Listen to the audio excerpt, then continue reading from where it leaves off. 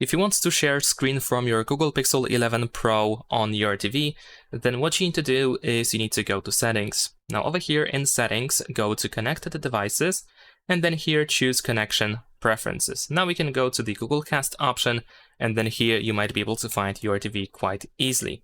However, in addition to that, what you can do is you can use a cable. So if you have a cable that fits your phone and your TV, so for example, USB-C to HDMI cable or USB-C to DisplayPort cable, then you should be able to connect your phone to that TV or just anything else actually, any external display, and then you will have the option to choose if you want to share the screen or not.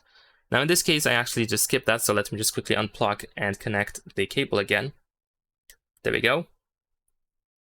And then you should have the option to choose if you want to use the desktop mode or mirror, which is the option that we are looking for actually. So that's pretty much it. Leave a like and subscribe.